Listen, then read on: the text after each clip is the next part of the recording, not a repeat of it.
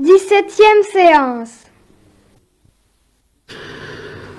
Alors, d'abord une introduction de bienvenue aux deux... Ah non, il y a une nouvelle... Non, si, aux deux nouvelles. Hein, Cécile, tu n'es jamais venue? C'est ça. Nous faisions de la philosophie et maintenant nous faisons de la théologie depuis une fois.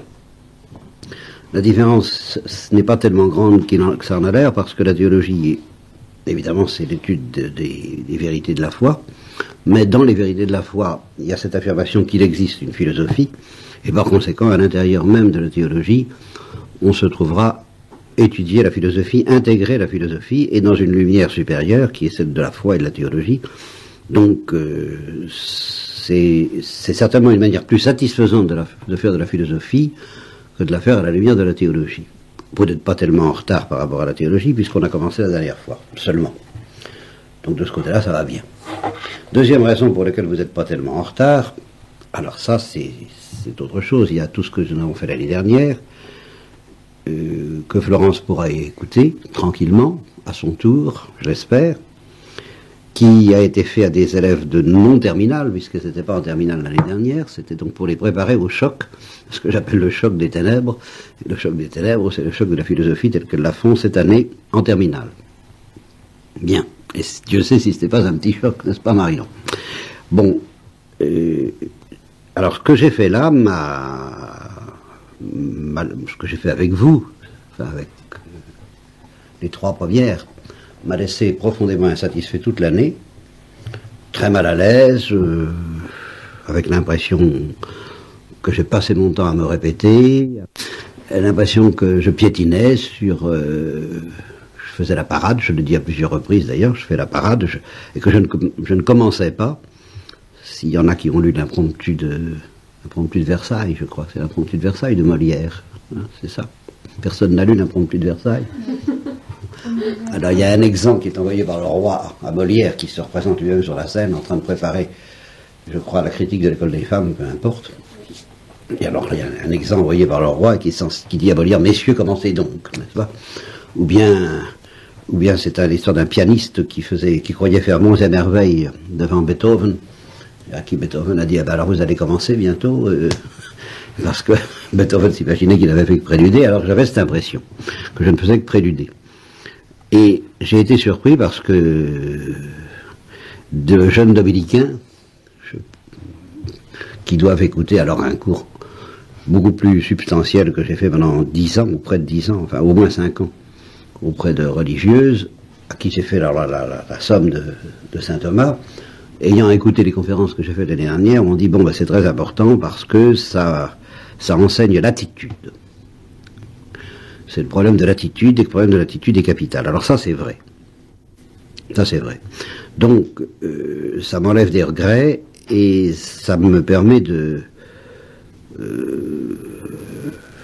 continuer, de persister dans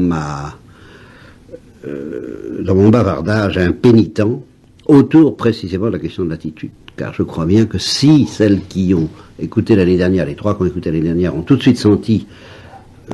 voilà, les ténèbres qui entourent la philosophie qu'on vous donne avant le bac, c'est précisément dans la mesure où j'ai parlé de l'attitude nécessaire pour trouver et chercher même déjà la vérité dans tous les domaines, la philosophie et la théologie.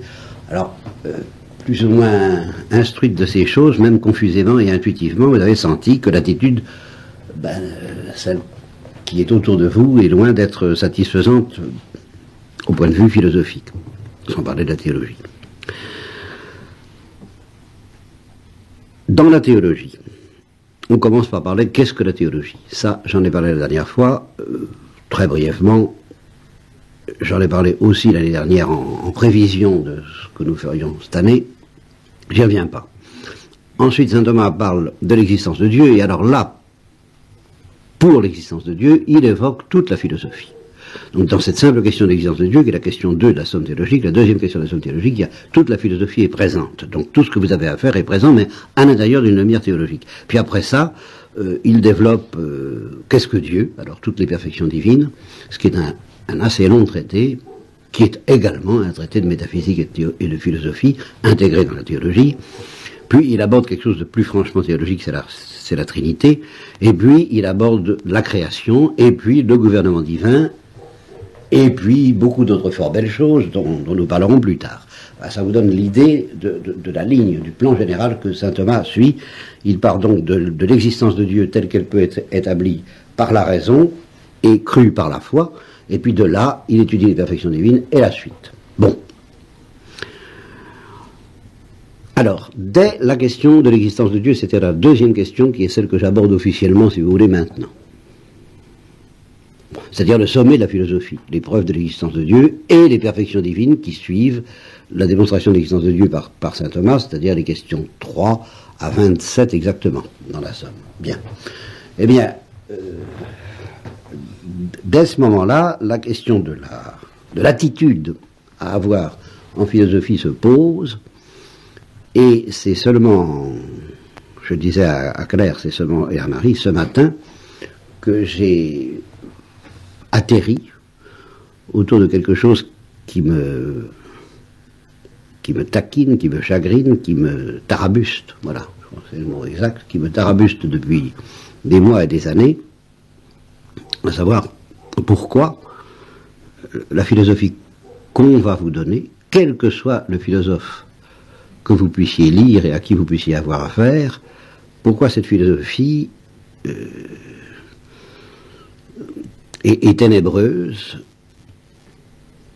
et insoluble, pourquoi elle vous amène infailliblement à des impasses qui seront reçues de manière différente par les uns ou par les autres selon le tempérament que vous avez, mais enfin qui sont des impasses.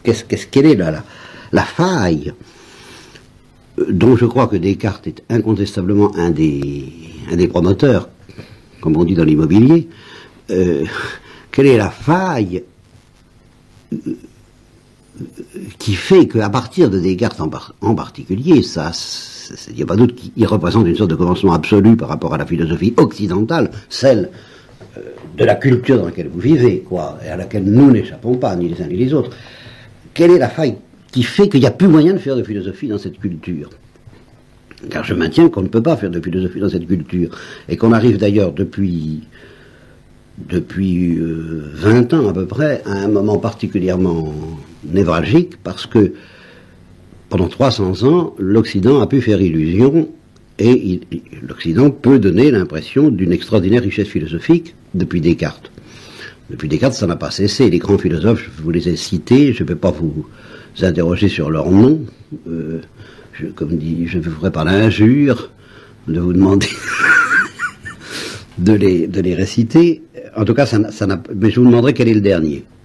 Sartre. Bien. Vous le saviez? Bon. Alors, aux yeux de je ne sais plus qui, Sartre est le grand bonhomme du XXe siècle, je ne sais plus qui a dit ça. Le prof de français. Ta prof de français. Bon. Bon, elle n'est pas la seule à penser ainsi. Tatiana Goricheva, qui est une russe orthodoxe convertie au christianisme en Russie elle-même, mais convertie de l'incrédulité la plus radicale, s'est passionnée pour Sartre. Au Japon, on s'est passionné pour Sartre. C'est quand même un philosophe qui semble avoir une portée universelle. Bon, je dis qu'en Occident, ça risque bien d'être le dernier. Alors je ne parle pas des nouveaux philosophes qui sont une aimable plaisanterie, et auxquels personne ne croit déjà plus, à commencer par eux-mêmes. C'est pas une philosophie sérieuse. Sartre était encore une philosophie apparemment sérieuse. Sartre était lui-même le disciple de quelqu'un de bien plus important, de bien plus profond et de bien plus génial.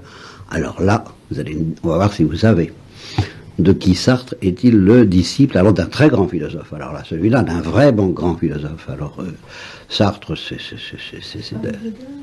oui, c'est ça, on en entend travailler. Bon, c'est Heidegger. Bien. Et maintenant, si je vous demandais la filière de Heidegger, ce serait plus complexe. Bien. Moi, je tiens le pari. Je dis c'est le dernier. L'Occident a pu faire illusion pendant 300 ans, et se faire illusion à lui-même, et aboutir d'ailleurs à des catastrophes en philosophie aussi graves que Hegel, et ce dérivé de Hegel qui n'est pas banal, qui est le marxisme, c'est quand même pas une plaisanterie.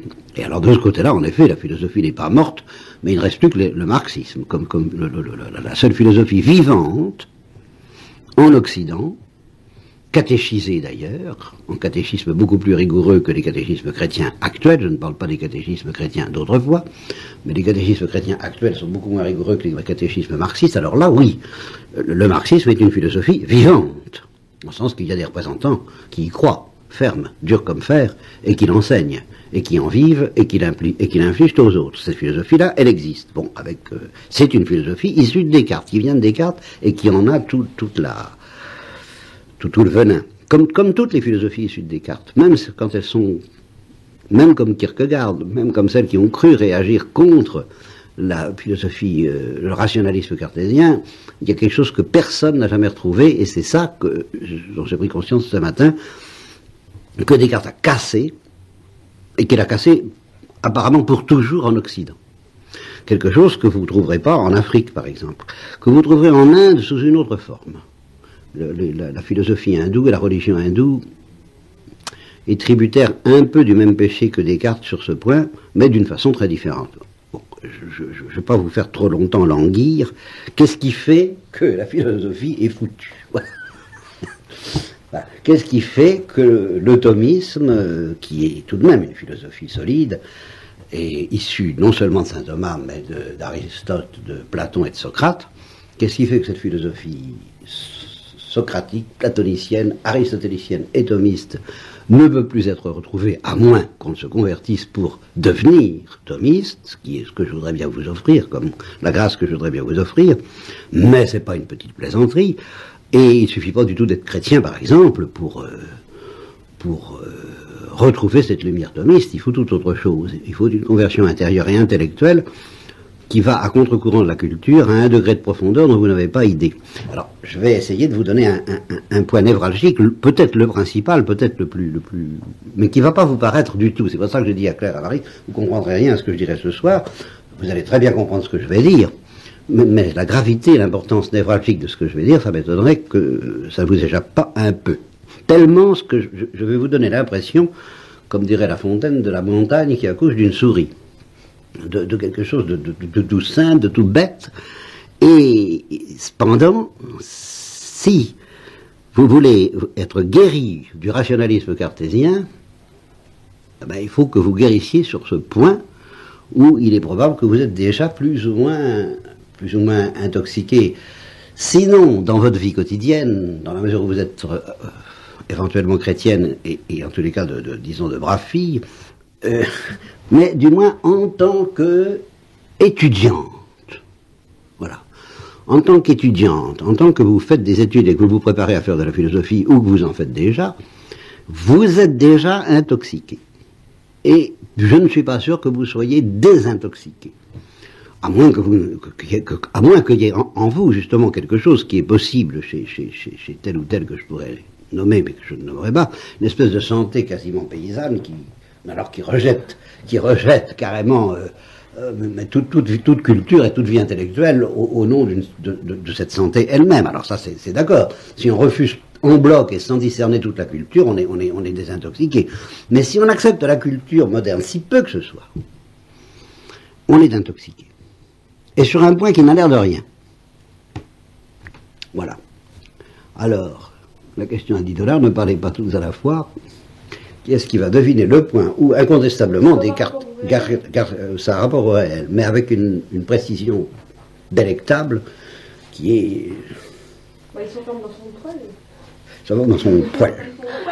Ils s'enferment dans son poil, oui, mais justement, à première vue, c'est très bien ce que tu dis là, parce qu'à première vue, c'est pas difficile de ne pas s'enfermer dans son poil. Il suffit de dire, non, moi je m'enferme pas dans mon poil, et puis voilà. Et ainsi, on est désintoxiqué. Or, c'est pas si facile que ça. Pour quelle raison? Voilà. Alors. Ça a un rapport avec la vérité aussi? Oui, bien sûr que ça a un rapport avec la vérité, mais seulement. Ça, il n'y a pas de doute. Là, je m'excuse de coiffer mon bonnet de philosophe, mais je n'ai pas chaud à la tête. Voilà. Bon, je ne vais pas vous faire languir. Ce que Descartes nous a enlevé à tout jamais, apparemment, tout au moins dès qu'on met le nez dans la culture moderne, donc ce qu'il a enlevé même à des chrétiens et même à certains qui se croient pas cartésiens du tout, s'ils se laissent envahir par la culture, c'est la confiance dans la connaissance sensible. Alors cette confiance dans la connaissance sensible, il est évident que tout le monde garde confiance dans la connaissance sensible au niveau pratique. Je vous l'ai déjà dit, si quelqu'un cherche où est-ce que j'ai mis mon trousseau de clés, on fait confiance à la connaissance sensible. Mais, où on ne fait plus confiance à la connaissance sensible, c'est à son pouvoir de donner une vérité scientifique. On veut bien recevoir des données de l'expérience, mais à condition d'être armé de pied en cap par tout un appareil. Celui de la méthode des sciences expérimentales, et qui fait qu'on va, comme quelque chose dont on se méfie énormément, justement, afin d'être délivré des illusions des sens, alors on emploie une méthode très lourde pour recueillir une donnée sensible, une toute petite, et puis, un peu comme on va voir le moins souvent possible le fou qui habite dans le pavillon d'à côté, de temps en temps on va le voir, on lui pose une question, on prend la réponse, et puis on retravaille sérieusement, loin du fou. Alors la connaissance sensible, c'est à peu près cette confiance-là que les savants et les intellectuels ont en elle. Et ça, vous êtes intoxiqué en ce sens que vous vous imaginez infailliblement que pour chercher la vérité d'une manière sérieuse, solide, scientifique, philosophique, il faut se méfier de la connaissance sensible. Et il faut s'en méfier dans des proportions formidables. Parce que moi, je suis tout à fait d'accord que la connaissance sensible n'est pas infaillible. C'est pas ça. Il n'est pas question de dire que la connaissance sensible, que les sens ne peuvent jamais nous tromper. Il est évident qu'il y a des illusions d'optique, il y a des illusions sensorielles, il y a des illusions tactiles. Souvent, les sens nous trompent. Bien. Simplement, ce que la tradition aristotélicienne et thomiste nous dira sur ce point, c'est que, parce qu'Aristote, il vous dit tranquillement, toute connaissance vient des sens. Et c'est là le point grave. C'est que toute connaissance vient des sens. Il n'y a absolument rien dans l'intelligence qui ne soit d'abord contenu dans les sens. Alors après ça, l'intelligence intervient. Et moi, chrétien, j'ajoute que même au point de vue de la connaissance de foi, même la connaissance de foi vient des sens. Car il a fallu entendre la parole de Dieu par quelqu'un qui a prononcé des mots qu'on a lus ou qu'on a entendus avec son oreille. Sans les sens, la connaissance de foi ne peut pas fonctionner.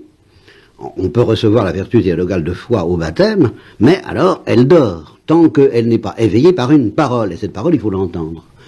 Et s'il n'y a aucun moyen de communiquer avec quelqu'un, on a affaire à des enfants loups, et les enfants loups, eh bien, ils ont peut-être une intelligence, ils ont peut-être les vertus théologales si vous baptisez un enfant loup, mais il n'y aura pas de connaissance intellectuelle.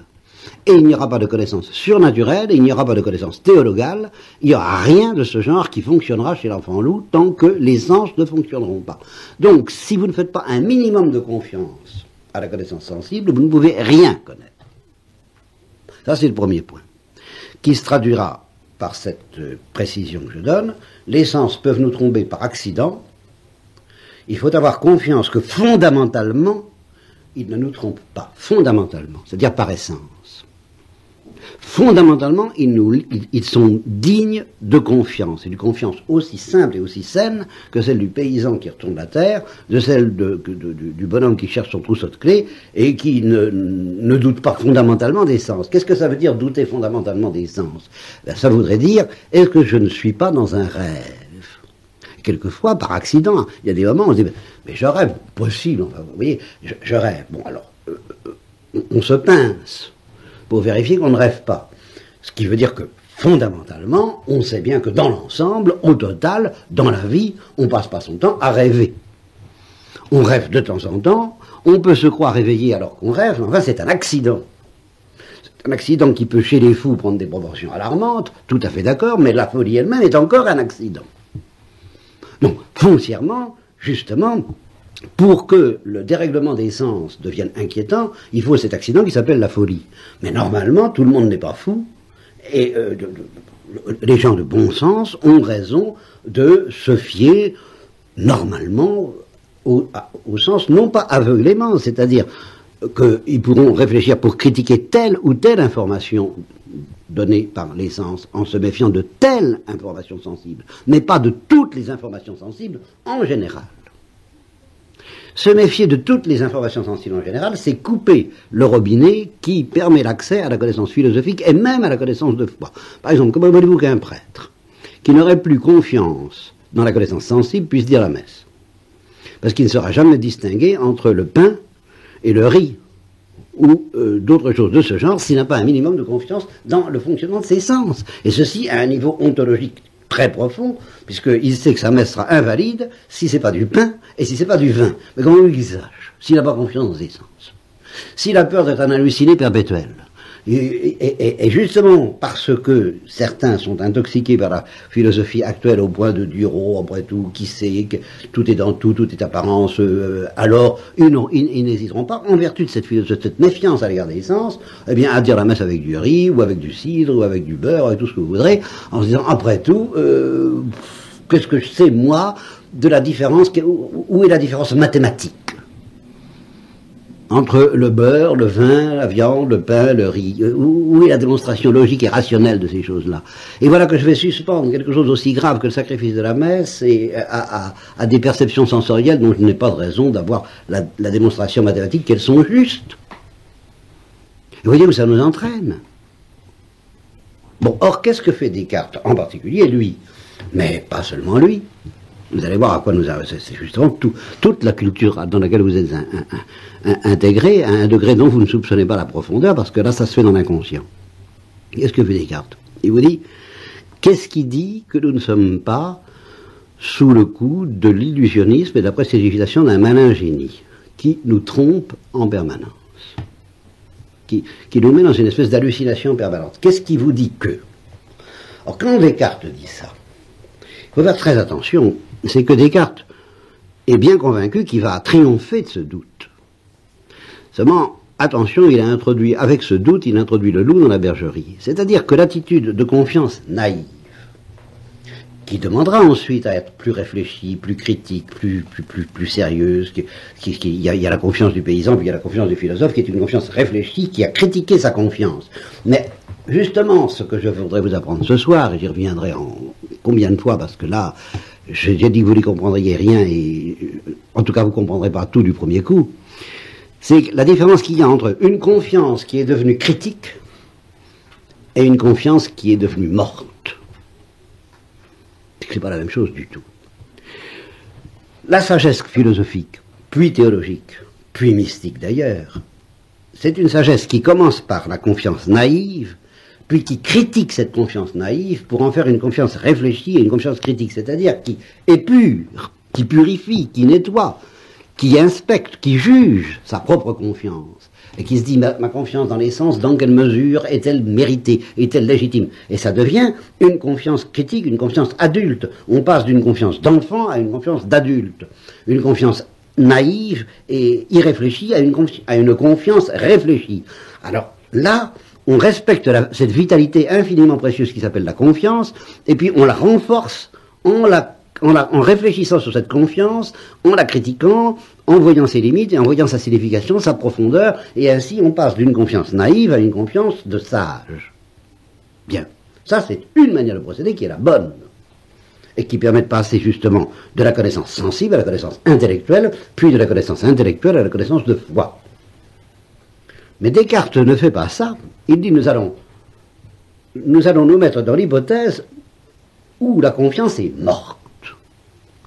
Parce que nous allons nous méfier. N'est-ce pas? Non seulement on va critiquer la confiance, ce qui est légitime, mais on va la tuer. Et je me fais fort, dit Descartes en retroussant ses manches, de vous la redonner grâce à la raison pure. Vous voyez, plus tard il y aura la critique de la raison pure de Kant, mais c'est déjà là. Les sens, on ne peut pas leur faire confiance, et ça, Descartes, c'est une fois pour toutes.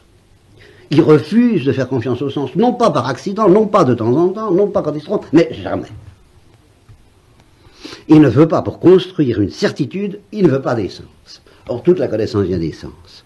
Donc, toute la vaisselle est déjà par terre. Et par conséquent, ça a mis 300 ans, mais maintenant c'est fini. Une certitude philosophique, il n'y en aura plus jamais.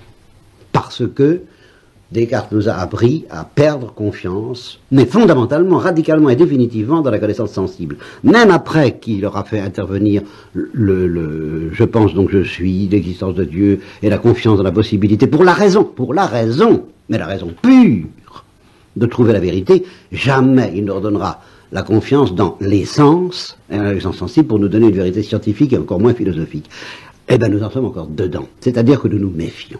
Nous sommes dans la méfiance. Nous vivons dans un monde de méfiance. Et cette méfiance, eh bien, elle produit des fruits qui sont, par exemple, la tour de Babel, le fait que personne ne comprend plus personne. Ça fait partie des fruits de cette méfiance que j'appellerais manichéenne. Je m'explique. Qu'est-ce que c'est que le managénie auquel Descartes pense? Eh bien, c'est un Dieu qui serait mauvais. Voilà. Est-ce que nous ne serions pas, sur la terre, créés, mis au monde, gouvernés et dominés par un Dieu qui serait mauvais, un démiurge, dont je vous avais parlé déjà la dernière fois, mais qui serait mauvais, dont il faudrait se méfier, fondamentalement. Et alors Descartes dit, mais même dans ce cas, il y a quelque chose que je vais sauver, même dans ce cas qui est le pire des cas, mais qu'en fin de compte, il n'élimine jamais comme hypothèse possible. Justement, je suis allé voir tout à l'heure dans le discours de la méthode, et je voudrais bien qu'on revoie dans les principes des méditations métaphysiques, quand il retrouve confiance dans la raison à cause de Dieu, c'est parce que Dieu nous donne des idées claires et distinctes, c'est pas parce que Dieu est bon. Cette espèce de confiance naïve qui va devenir critique chez le philosophe et chez le croyant, dans le fait que nous dépendons d'un Dieu qui est bon et qu'on mérite de lui faire confiance, et par conséquent on peut faire confiance à ce qu'il nous a donné comme équipement pour appréhender le réel, c'est-à-dire d'abord les sens, puis l'intelligence, puis la foi. Cette confiance fondamentale, Descartes l'a tuée pour toujours, et les chrétiens ne la retrouvent pas. Les chrétiens veulent bien croire à l'Église, en vertu d'une espèce de coup de force qui s'appelle la foi, mais ils continuent à ne pas croire au caractère fondamentalement vrai des sens, au point de vue scientifique, donc ils se méfient de Dieu, car c'est Dieu qui leur a donné les sens. Et si nos sens sont dignes d'une méfiance telle que Einstein encore la pratique aujourd'hui, eh bien je dis c'est que Dieu n'est pas bon de nous avoir donné des sens qui sont aussi inquiétants que ça. Quand Einstein dit il n'y a même pas moyen de savoir si on est en mouvement ou si on n'est pas en mouvement, s'il y a une part qui est vraie, mais il y a une part sur laquelle je reviendrai parce que je ne peux pas tout vous dire ce soir, mais il y a une part dans laquelle Einstein continue à persister dans l'attitude du soupçon fondamental dans lequel nous sommes des hallucinés, qui ne peuvent pas faire confiance aux données sensibles, donc qui doivent amener un appareil mathématique formidable et inquiétant pour interpréter correctement les données sensibles, sinon ils se font paumer à chaque fois. Ils sont dans l'illusion, ils croient être en mouvement alors qu'ils n'y sont pas, ils croient être immobiles alors qu'ils sont en mouvement. Et c'est constamment comme ça qu'on va vivre. Et c'est comme ça qu'on va chercher à faire une philosophie. Donc comme des êtres piégés. Voilà. Depuis Descartes, nous soupçonnons que nous sommes des êtres piégés. Et comme disait un surréaliste, je crois qu'on nous pêche de temps en temps. Vous voyez, comme les poissons.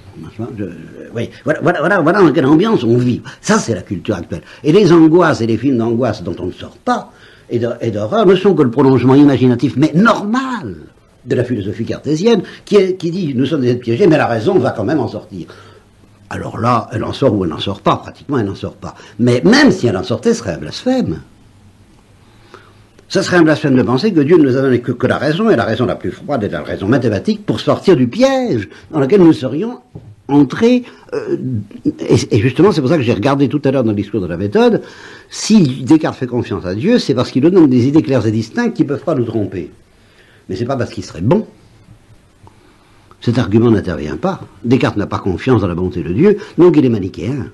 Et il se trouve que le manichéisme, c'est comme par hasard l'ennemi philosophique et théologique contre lequel saint Thomas s'est battu toute sa vie. Parce qu'il a senti, après saint Augustin, que c'est le grand ennemi de la sagesse chrétienne. C'est le manichéisme, c'est-à-dire le soupçon qu'il y aurait deux dieux. Un dieu bon et un dieu mauvais. Que ces dieux se font la guerre et qu'on ne sait pas lequel qui va gagner. Et quand on entre dans cette perspective qui était la perspective de saint Augustin avant sa conversion, et à ce moment-là il n'était pas saint Augustin, eh bien infailliblement l'angoisse arrive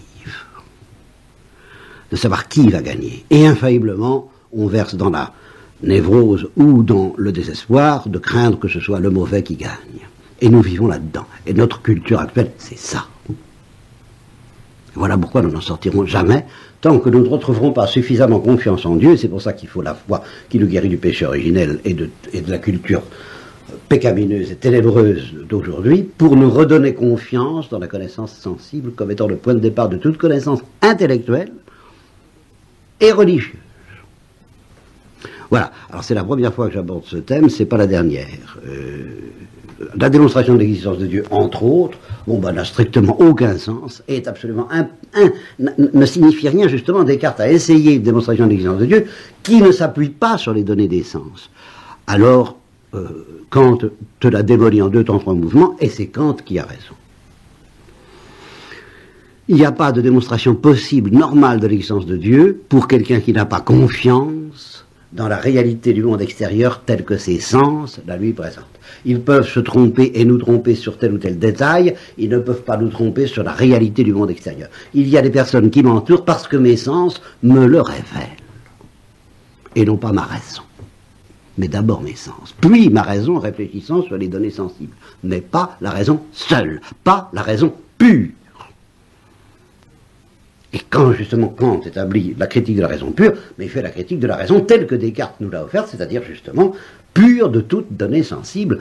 Les mathématiques sont particulièrement satisfaisantes pour l'intelligence cartésienne, ou mathématicienne, c'est à toi que je m'adresse, parce que justement elle s'appuie sur la raison et l'imaginaire, ou l'imaginable, mais pas sur la perception sensible. Descartes a horreur de la perception sensible. Et toute sa philosophie doit être coupée de la perception sensible. C'est pour ça que sa philosophie, c'est déjà une philosophie de la raison pure. Donc Kant dit à juste titre, nous ne savons pas du tout si elle rencontre le réel, il a raison. Il a raison. À partir du moment où on ne fait pas confiance à la connaissance sensible, on ne saura jamais si on a atteint ou si on n'atteint pas une réalité, ni quelle est cette réalité, ni comment elle est faite, ni si nous ne sommes pas seuls au monde, nous ne saurons finalement rien. Et les drames de l'existentialisme sont déjà là, en germe, du simple fait qu'on ne fait pas confiance à la connaissance sensible, une confiance métaphysique, et qui n'interdit pas la critique. Cette critique, elle existe dans le thomisme. Simplement, elle repose sur une attitude, une attitude qui est une attitude confiante au départ, métaphysiquement confiante, en disant, l'erreur ne peut être qu'un accident, ce n'est pas la base même de ma vie. Si l'erreur est la base même de ma vie, alors c'est que je suis piégé par un Dieu mauvais. Et à ce moment-là, c'est pas la peine de se fatiguer à philosopher. Voilà. Ça ne suffira pour ce soir. Du moins, je laisse là. Avez-vous des questions? À propos de Kant, oui. Il n'y a pas cru non plus. Lui, il y a la... Ah non, personne n'a pu retrouver ça. Ça a été fini. Je te dis que depuis Descartes, et tout en faisant cette chose extraordinaire qui s'appelle la science expérimentale, la confiance naïve, mais critique, que le thomisme faisait dans les données sensibles est morte et enterrée et n'a jamais été ressuscitée que chez les thomistes eux-mêmes, chez Maritain par exemple, présenté par la prof de français comme pas du tout présenté, puisque c'est Sartre le grand philosophe, alors que moi je dis c'est Maritain. Bien. Alors Kant, Kant il n'a pas confiance dans les données sensibles, non, absolument pas, c'est tout par delà. Tu ne le savais pas? Si, mais à un moment j'ai eu un moment de doute quand vous avez dit qu'il avait critiqué la raison pure. Ah, il a critiqué la raison pure, mais pas au profit des sens, au profit justement de ce qu'il appellera la philosophie transcendantale, qui consiste à dire la raison pure ne connaît que ses productions. C'est ça toute la philosophie de Kant. Elle ne connaît que ses objets, c'est ce qu'elle fabrique. Elle ne connaît que ses fabrications. Elle fabrique à partir d'une donnée sensible dont on ne sait rien parce qu'il faut s'en méfier, toujours le piège. Bon. Elle fabrique des objets de pensée qui sont fort beaux, ma foi, mais qui sont les produits de la pensée, de ce qu'elle appelle la pensée transcendantale. Et c'est ça la critique de la raison pure. La raison pure ne connaît que ses productions, que ce qu'elle produit, c'est tout, et non pas le réel. C'est ça tout. Alors que Descartes prétendait, au nom de la confiance qu'il avait dans les idées claires et distinctes données par Dieu, que la raison pure connaît le réel. Quand on dit c'est pas vrai, la raison pure ne connaît pas le réel, elle connaît ses fabrications. C'est tout. Voilà. Et vous avez tout le drame de la pensée actuelle dont on n'est jamais sorti. On n'en est jamais sorti. Et vous n'en sortez que par une attitude de confiance qui elle, est d'abord irréfléchie. Alors elle peut être religieuse, puisque si ça vous aide à retrouver cette confiance que l'angoisse ambiante vous enlève, et elle devient raisonnable, puis critique. Et comme je vous le dirai, parce que je n'ai pas eu le temps de le dire ce soir, oui, la connaissance de la raison est supérieure à la certitude sensible, mais elle repose, elle est engendrée. Si au point de départ vous avez la certitude que vous donne les sens, au point d'arrivée vous avez la connaissance de la raison, et la connaissance, le point d'arrivée permet de juger la qualité du point de départ. Mais si vous vous méfiez du point de départ avant d'être arrivé au stade suivant, vous n'y arriverez jamais, et par conséquent vous ne pourrez pas juger correctement du point de départ. De même, la connaissance religieuse, c'est la connaissance de foi, permet de juger la connaissance philosophique, mais le point de départ, c'est toujours, même pour la connaissance de foi, les données sensibles. Une fois que vous atteignez la connaissance, mettons la connaissance de la raison, vous avez une certitude supérieure aux certitudes sensibles, mais cette certitude supérieure aux certitudes sensibles, vous ne l'atteindrez jamais si vous n'acceptez pas une certaine confiance dans les sens. Alors là, à partir de cette confiance, vous obtiendrez quelque chose de bien supérieur à la certitude sensible, qui est la certitude rationnelle.